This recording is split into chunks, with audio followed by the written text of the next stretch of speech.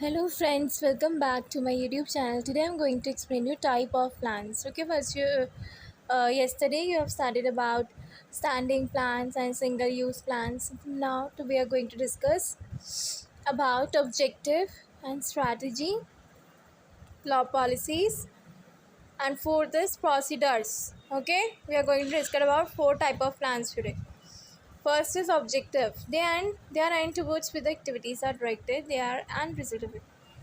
Objective क्यों set किया जाता है? गोल्स को अचीव करने के लिए, है ना, कि हमें हमारा ऑब्जेक्टिव क्या है, हमारा काम क्या है, ठीक है। अब क्या होता है, they are end result of every activity. कोई भी काम होने के बाद जो रिजल्ट आता है वो क्या है? ऑब्जेक्टिव। मतलब वो ऑब्जेक्टिव हमने अचीव कर लिया है, ठीक है।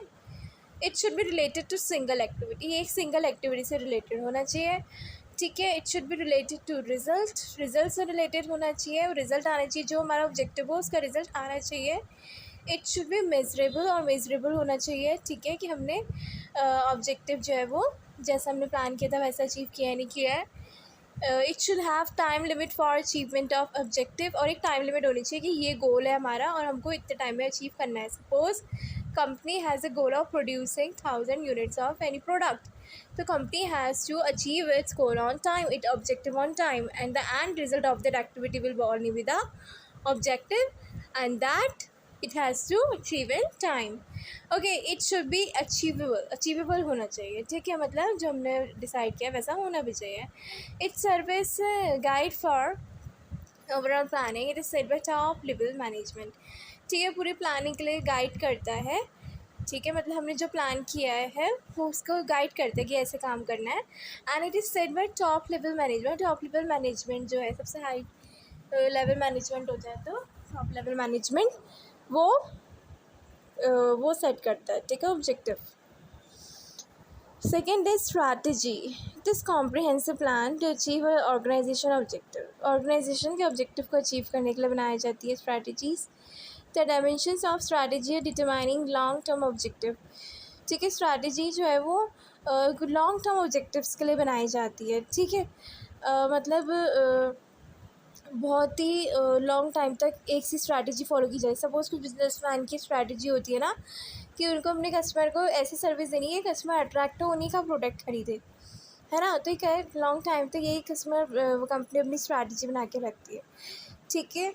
Adopting a particular course of action, ठीक है, and allocating resources for achievement of objectives. और रिसोर्सेज को कंपनी में डिस्ट्रीब्यूट किया जाता है कि ताकि ऑब्जेक्टिव्स को अचीव किया जा सके। And it is a task of top level management, top level people, and it is must to scan understand clearly the business environment. देखो, स्ट्रैटेजी बनाने से पहले उसको बिजनेस एनवायरनमेंट को समझना बहुत ज़रूरी है, ठीक है।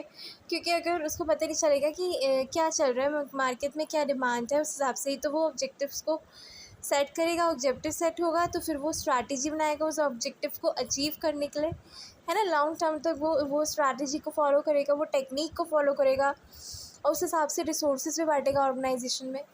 The common decision in strategy are whether to introduce a new product. Common decision जो इंक्लूड होते हैं वो क्या है कि हमें न्यू प्रोडक्ट इंट्रोड्यूस करें नहीं करें। मार्केट स्कैन करा, बताया ना कि बिजनेस एनवायरनमेंट को स्कैन किया जाता है कि मार्केट में उस चीज़ की डिमांड भी है जिसका हम प्रोडक्शन कर रहे हैं। Not if to introduce then how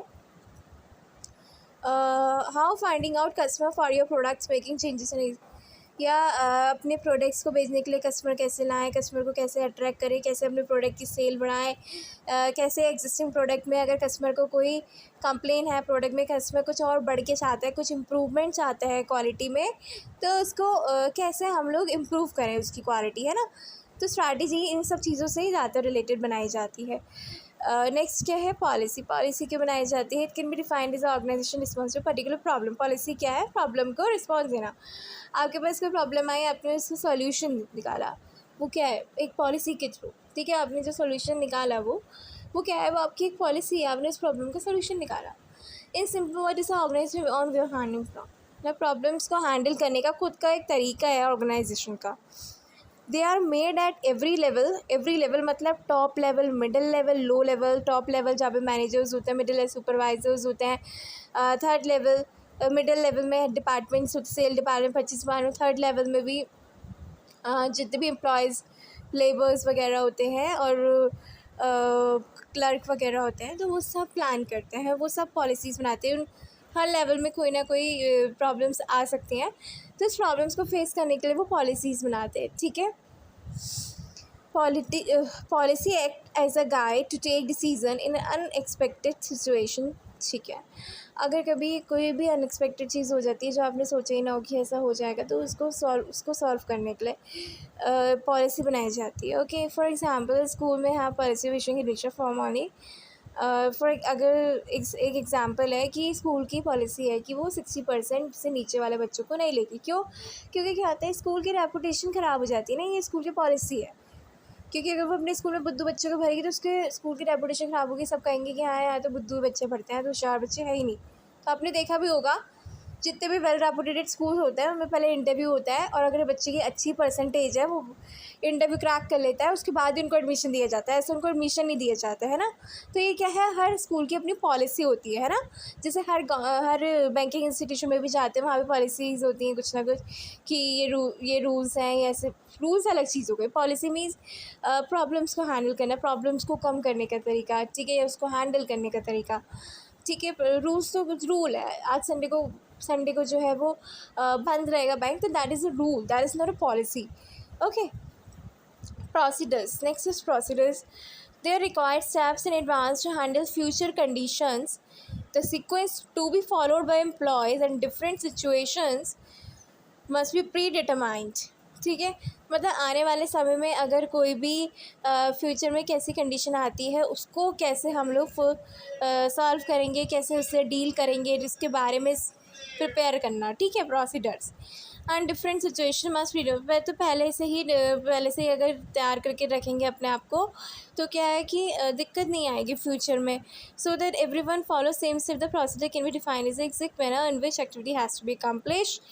okay, तो मतलब कि एक्टिविटी जिस तरीके से काम होना है, उसके लिए जो भी स्टेप्स लगने हैं वो सब क्लियरली डिफाइन होना चाहिए, ताकि फ्यूचर में ऐसी कंडीशन आने वाली है, आपको पता है फ्यूचर में ऐसी कंडीशन आने वाली है, तो उसके हिसाब से ही वही स्टेप्स वही चीज़ें प्रिपेयर कर लेनी चाहिए, जिससे कि हम फ्यूचर कंडीशन को डील कर सकें। ठीक है, उसके साथ चल सके। ठीक है, for example the procedure to be handle to the manufacturing department, sale department also. ठीक है, तो प्रोसीजर जो है वो क्या है कि मैन्युफैक्चरिंग डिपार्टमेंट को और सेल डिपार्टमेंट दोनों को ही हैंडल करना पड़ेगा। ठीक है, फ्यूचर में तो मैन्युफैक्चरिंग डिपार्टमेंट को सेल डिपार्टमेंट को बता देना चाहिए कि मैंने इतना मैन्युफैक्चर किया, तो उसको क्लियरली सारे स्टेप्स उसको क्लियर कर देने चाहिए, जो भी वो काम कर रहा है मैन्युफैक्चरिंग में, कोई भी एक एक्टिविटी जो वो कंप्लीट कर रहा है, कंप्लीट कर रहा है। ठीक है, तो उसके लिए उसको सेल डिपार्टमेंट को क्लियर कर देना चाहिए स्टेप्स, कि आगे क्या स्टेप्स हैं, आगे फ्यूचर कंडीशन में कैसे कैसे माल बेचना है, क्या क्या स्कीमें लगानी है, क्या डिस्काउंट्स लगाने हैं, क्या चीज़ें करनी है। ठीक है, तो इसके हिसाब से it mean for Insiders only. मतलब ये जो इन्फॉर्मेशन होती है ये आउटसाइडर्स के लिए नहीं होती है, जो ऑर्गेनाइजेशन के अंदर के जितने भी वर्कर्स होते हैं, जितने भी डिपार्टमेंट्स होते हैं, उनको ही डिस्ट्रीब्यूट की जाती है इन्फॉर्मेशन, उनको ही वो स्टेप्स बताए जाते हैं कि इस तरीके से काम को करना है। ठीक है, so that everyone follow same the procedure can be defined is the except ma'am. तो जो प्रोसीजर यूज़ हो रहा है आगे वाली आने वाली कंडीशन को फेस करने के लिए, जो प्रोसीजर यूज़ हो रहा है उसको कैसे क्या क्या उसमें स्टेप्स इन्वॉल्व होंगे, वो सब इनसाइडर्स को ही बताया जाता है। ठीक है, बाहर वालों के साथ डिस्कस नहीं किया जाते, इस एक कॉन्फिडेंशियल मैटर है उनका, और वो अपने तक ही रखते हैं। ठीक है, okay, so thank you, please do not forget to like and subscribe my YouTube channel, and tomorrow I will explain you about 4 policies, which are 4 type of plans which are left. Today we have studied about 4 type of plans, and next 4 we will study in the tomorrow's video. Okay, so thank you, please like and comment.